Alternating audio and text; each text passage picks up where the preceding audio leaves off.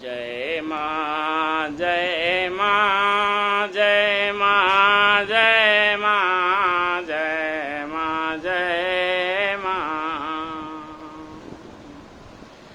हरिहर कथा विराजत वेनी, सुनत सकल मुद मंगल देनी।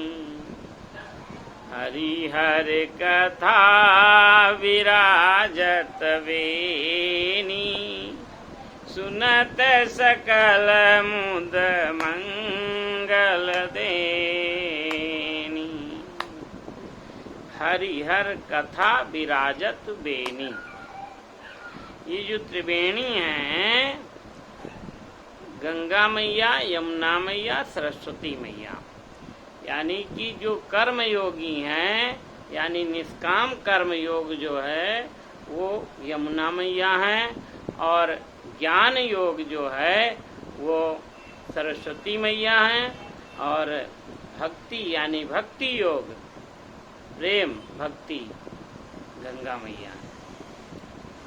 तो गंगा मैया त्रिवेणी जो है, गंगा मैया, यमुना मैया, सरस्वती मैया की जो त्रिवेणी है, तो त्रिवेणी में जो स्नान करते हैं, तो स्नान करने का तात्पर्य ये है, कहते हरिहर कथा विराजत वेनी, सुनत सकल मुद मंगल देनी।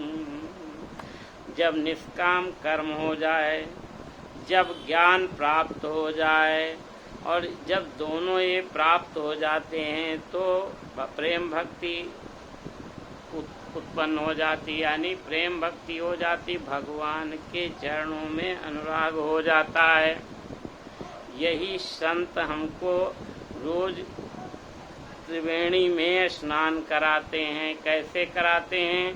हरि हर कथा विराजत बेनी, इसमें जो है हरि की कथा, जो भगवान की कथाएं हैं, भगवान की कथाएं, जैसे भगवान के रूप की महिमा, भगवान के नाम की महिमा, भगवान के गुणों की महिमा, और भगवान के चरित्र की महिमा, भगवान की लीलाओं की महिमा, भगवान के रहस्य की महिमा, यानी जो रहस्य हैं, जो विभूतियां हैं, ये भगवान की जो कथाएं हैं, इन कथाओं का श्रवण कौन कराता है? संत महात्मा सज्जन पुरुष सुनाते हैं।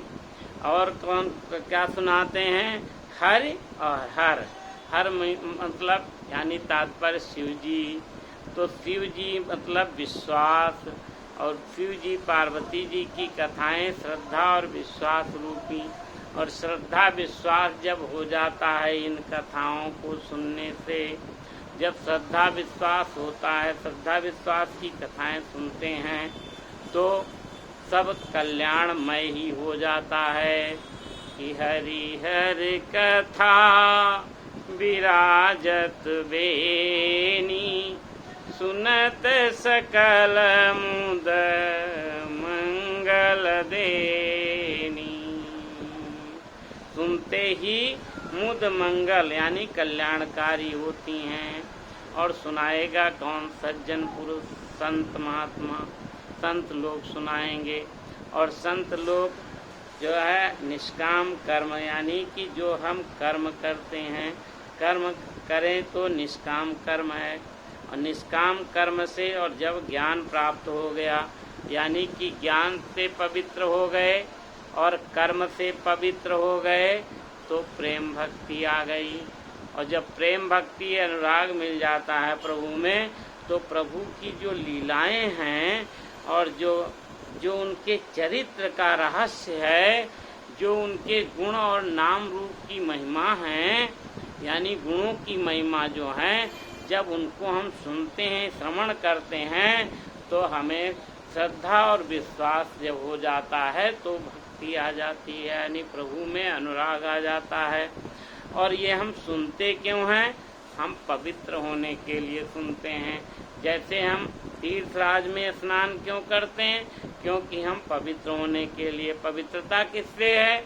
यानी पवित्रता शरीर के अंदर की पवित्रता, शरीर के बाहर की पवित्रता और विकारों से पवित्रता।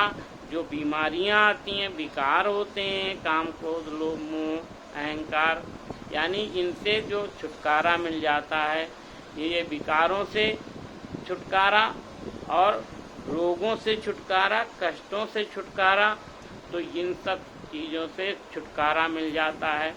जैसे जब कर्म हमारा पवित्र हो गया और जब ज्ञान भी हमारा पवित्र हो गया, तो जब ज्ञान पवित्र होता है तो उसमें कर्तापन नहीं रहता, और जब कर्तापन नहीं रहता तो सब प्रभु को समर्पित हो जाता है, और जब प्रभु को सब समर्पित हो जाता है तो प्रभु के चरणों में हमेशा अनुराग होता है। तो ये जब हम रोज अगर स्नान कर लें तो सबको कहते भाई हमें तो समय नहीं मिलता, तो जिनको समय नहीं मिलता है तो थोड़ी देर तो स्नान कर ही सकते हैं। ज्ञान गंगा में थोड़ी देर तो स्नान कर ही सकते हैं। स्नान करना चाहिए, मनन करना चाहिए, कीर्तन करना चाहिए। यानी प्रभु के कथाओं का, हरिहर कथा यानी भगवान की कथाएं, शिव जी की कथाएं, इनका श्रवण करना चाहिए। और जब श्रवण करेंगे तो जो आप आनंद ढूंढ रहे हो दुनिया भर में, दौड़ दौड़ करके कर्म करते हो नाना प्रकार के, और तब भी बार बार जो है कामनाएं बढ़ती जाती, चेष्टाएं बढ़ती जाती हैं, और आनंद के लिए ही चेष्टा बढ़ रही है, आनंद पाना चाहते हो। और वो आनंद तुलसी बाबा कहते हैं कि वो आनंद हरिहर कथा में ही मिलेगा, त्रिवेणी में स्नान करने से मिलेगा। तो हरि हरि कथा विराजत बेनी, सुनत सकल मुद मंगल देनी। तो सब प्रकार का अगर सुख चाहते हो और आनंद चाहते हो तो ये निष्काम कर्मयोगी कर्मयोग और ज्ञान योग और भक्ति योग के संगम में स्नान करो। बोलो जय सिया राम।